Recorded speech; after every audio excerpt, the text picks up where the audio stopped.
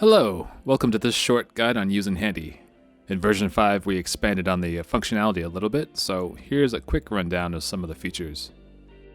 I'll get right into it and choose one of the limbs. Currently you can choose between light skin and dark skin for any of the hands or feet models.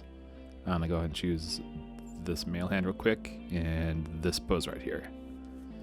This pops us into the main view where you can rotate objects around and manipulate the camera. The rotation widget is the several circles you see centered on the object in the scene. Let me bring those back real quick by tapping. Now, if we single finger drag within the center circle, we can control the rotation of the model along the horizontal axis and the vertical axis. If we single finger drag outside of that circle, we begin to affect the roll of the model along the camera axis.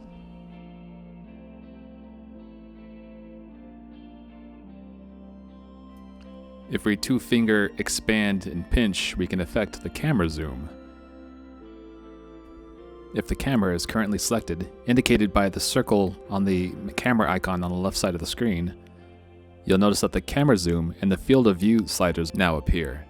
And adjusting these allow you to get the interesting kind of fisheye lens foreshortening warping effects. Fun for eccentric comic book sort of stuff.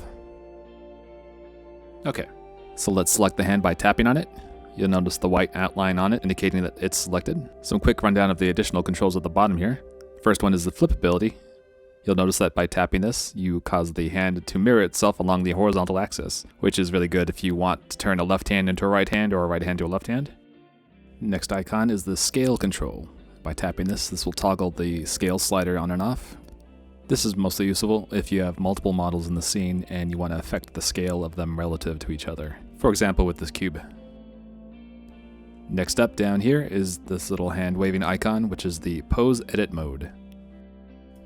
If we tap that, we enter the pose edit screen, where we now see these glowing joints on the hand. And if we tap any of those individual little joints, we can now affect their rotation based on 3 separate axes, which are forward, side, and roll. And you can do this to every individual joint as necessary. Now, if you're at a certain angle where maybe you just can't tap the joint you're looking to get, or if you just want to cycle through the joints available, you can use these top arrows up here to quickly iterate through all the joints that the model has. If you notice the bone icon up here, if we enable this allows us to bend the joints into unrealistic and kind of frankly unpleasant locations. But if you need this for a special pose or you just want to make something a little terrifying, that's your jam. And with it off, we can see the rotation is now normal again. Now, if you're wondering what this dice icon up here is, this basically takes whatever joint we have selected and randomizes it, which might be useful for trying to generate a unique, interesting pose, or for just generating some weird things. But it's just a little fun extra thing we put in there. Alright, back in our main screen, let's go into the material editor by tapping this icon up here. By default, this brings us to the material property toggles that the current model supports. This icon in the upper right shows that we're currently in the view with the toggles. At the bottom here, based on the model, you'll see a bunch of toggles that turn off and on different material properties that the model currently uses. The color detail toggle turns off the color albedo texture, and this is basically the model's color information. So by turning this off, it makes the model grayscale, as you can see. The next toggle is the specularity. This will disable the model's specularity information it comes with. You'll notice now there's a metal and smoothness slider, and this allows you to affect the specular properties. First one, metal, will basically adjust how metallic the object is. The second one, smoothness, affects how large the highlights are and basically how glossy the material appears. So by combining these different kind of sliders, you can create very interesting chrome or plastic effects on the model.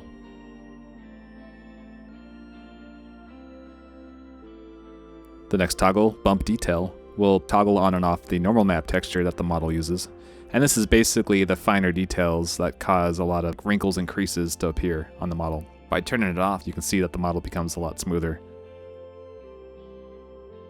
Finally, the last toggle is subsurface scattering. This setting determines how lighting bleeds through the model based on thickness and various surface properties.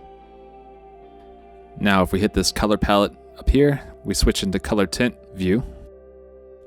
And now we can adjust the color tint of the entire model by dragging this circle within this square here. If you drag along the horizontal axis, you'll affect the saturation, and the vertical axis, you'll affect the value of the color. And if you drag the slider down here, we can affect which hue the color is currently. Lastly, if you want to reset all your material edits, just hit this trash can icon and then confirm, and it will reset the model back to where it was. Okay, I've switched to a head model here just to show off the lighting editor a little bit easier. If you hit this light bulb icon down here at the bottom right, this pops you into the general light editor. From here you can rotate the entire light rig around, just drag with a single finger. And in this view you can rotate it all around, just kind of figure out a mood that you're looking for pretty quickly. And the light rig in Handy consists of a key light, a fill light, and a rim light. If you would like to edit the lights individually, go ahead and hit the edit button on that screen, and this will pop you into the individual light editor. If we tap the color palette icon, we can adjust the color of the light we have currently selected. In this example, I currently have light number 1 selected. Again, by dragging this circle inside the square, horizontally affects the saturation and vertically affects how bright the light is. And then dragging this slider down here adjusts the hue. Now if we want to rotate the light, click this twisting arrow icon up here, and we can now rotate the light around on its own. And if we want to select any of the other lights, we click on these icons down here. You can see that they're selected by the circle, and we can also adjust their rotation and colors individually as well. If you'd like to turn the light on and off, you can hit this light icon up here in the upper right to toggle it on and off. And one last thing, if you would like to turn off the cast shadows tied directly to the key light, you can hit this icon right here, and that will toggle it. Back at the main screen now, one last tip with the light rig. If you would like to lock the light rig to the camera rotation, first we want to make sure that the camera is selected by clicking this quick camera icon. And then we can tap this lock icon to lock the light rig to the camera rotation. So now you'll see as we rotate around, the light rig is now rotating along with the camera. And if you want to turn it off, just toggle that lock again and you'll see it rotates independently. Well, that is it for this quick guide on Handy.